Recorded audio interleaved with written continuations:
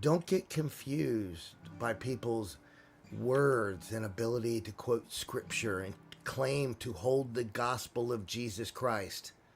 Anyone can say that.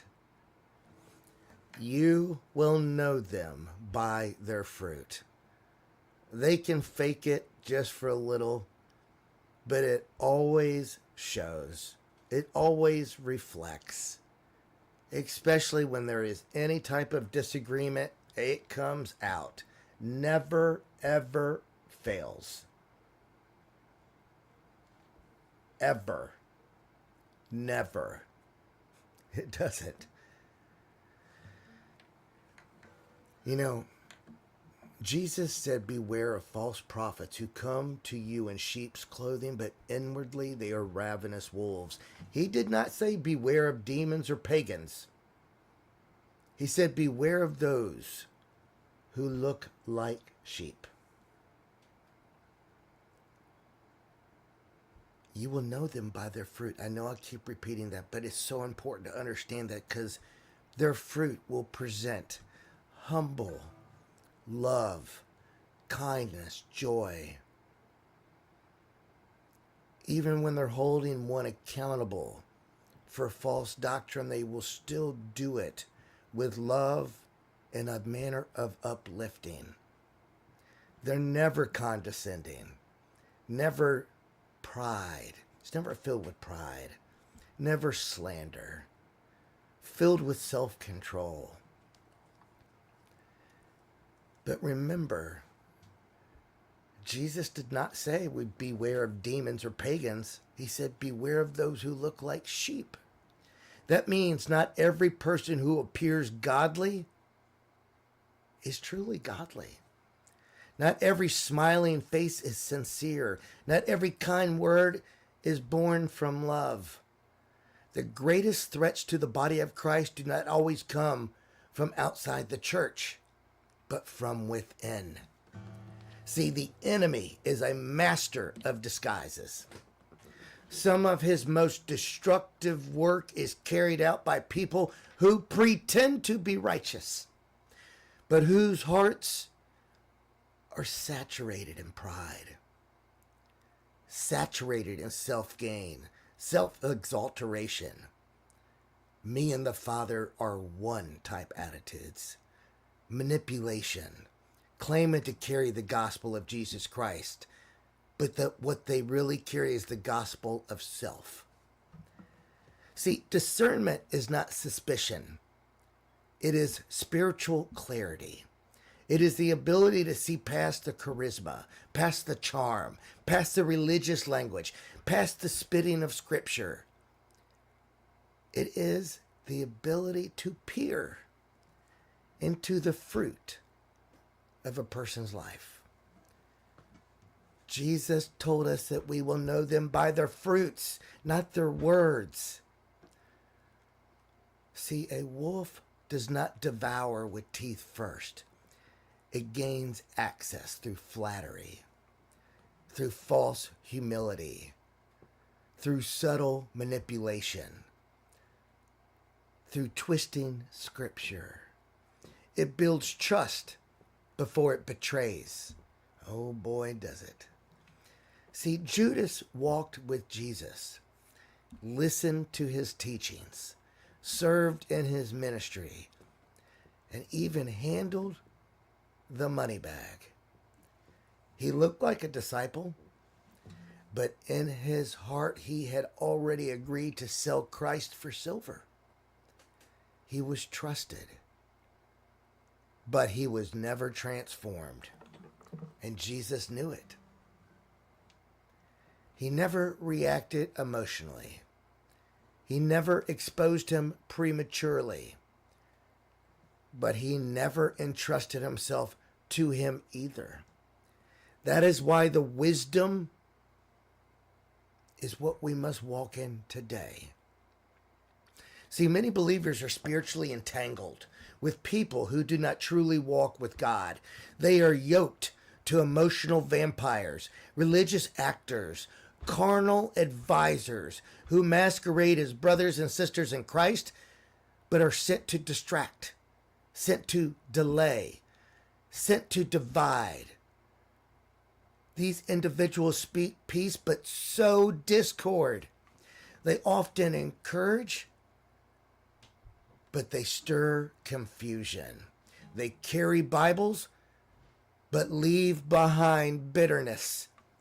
And if you do not ask the Lord for spiritual eyes, you will mistake a wolf for a wounded sheep and open your life to deception. This is why you cannot rely on appearances. You must test the spirits. You must watch the fruit.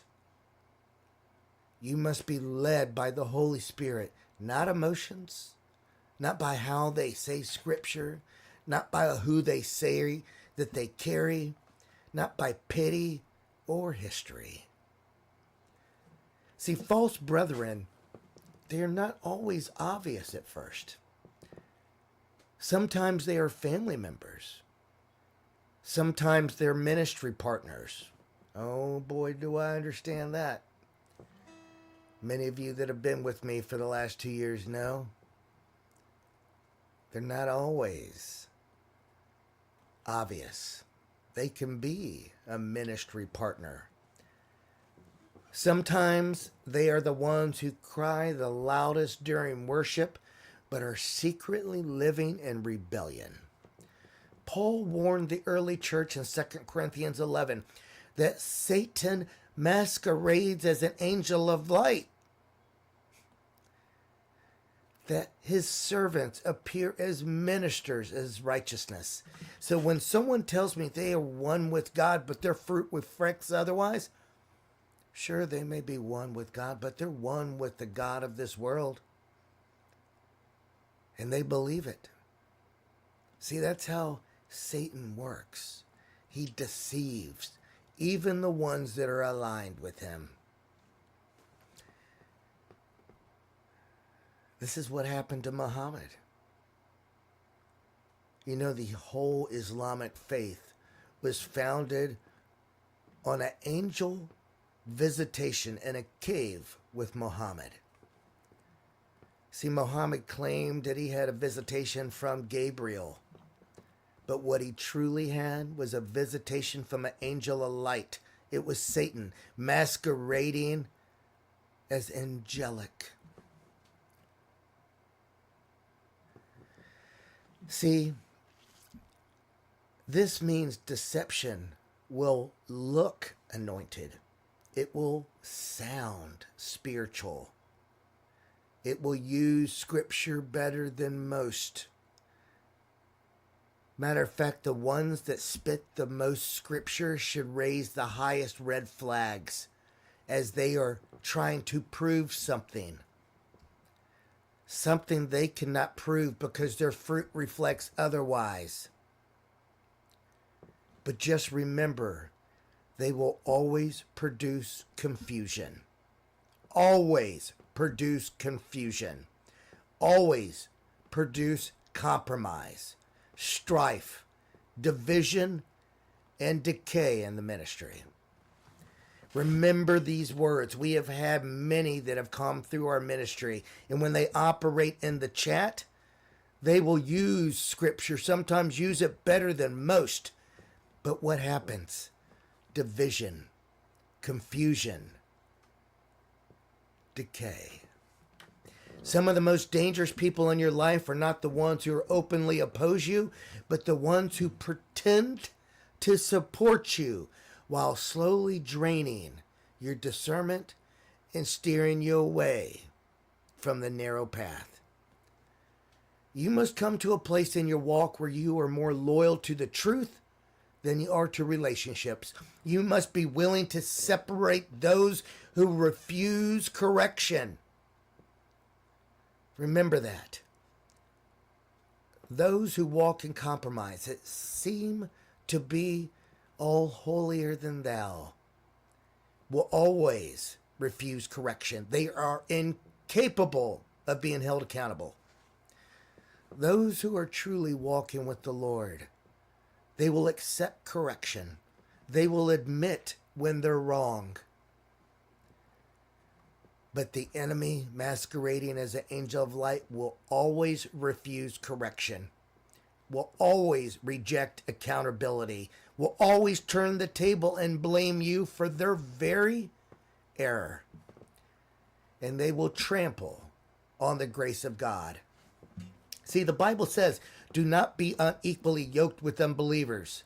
And that applies beyond marriage. It applies to partnerships, friendships, spiritual alliances, ministry partners. Light has no fellowship with darkness. If someone constantly pulls you into compromise or is a spiritual leech, waters down your convictions, or mocks your pursuit of holiness, they are not your brother or sister in Christ. They are a wolf in disguise, and the longer you tolerate their influence, the more you grieve the Holy Spirit within you. See, Jesus did not chase after those whose hearts were hardened. He didn't. When he stood before the Pharisees, he did not attempt to win their approval. He exposed their hypocrisy, and he withdrew. He knew they were not seeking truth. Guys, you have to remember this. When their hearts are hardened and they want to engage and they seem like they're wanting to debate, that's not the case. They never, ever, ever will accept the truth. They are seeking power. I've made this mistake so many times in the past with those whose fruit was on display, but yet I thought maybe I should just give them a chance, give them time to come around. I have wasted countless hours and hours and days and months with people that the Holy Spirit was telling me the fruit is rotten. But I ignored. I tried not to prejudge. But the Holy Spirit's always right. See, Jesus did not spend time arguing with the deceived. There are many, many in the body of Christ today who spend more time defending themselves to the religious elite than doing the work of God. They are constantly drained by debates with those who are deceived. They have hardened hearts. They've been sent a delusion. You're wasting your time debating with them. They wouldn't know the truth if it was put right in front of their face because they believe the lie they embrace. They are trapped in cycles of emotional confusion and afraid to walk away from unfruitful relationships because of guilt. But Jesus was not guilt-driven. He was Spirit-led. And he calls us to walk the same way. Guys, I've made this error so many times. Learn from my mistakes. I am guilty of doing this so many times, investing way too much time into relationships, trying to help someone understand. Don't make the same mistakes I have made. Their fruit will always determine the posture of their heart. As soon as you get that flag from the Holy Spirit and you realize their fruit is rotten and their heart is hard, abandon ship. Do not waste your time. There is nothing you can say that will change their mind because they believe the very lie that they are saying. See, when Jesus told his disciples to shake the dust off their feet and move on from towns that rejected the gospel, he was giving them permission to walk away from those who refused to love the truth. This is not arrogance. It's not.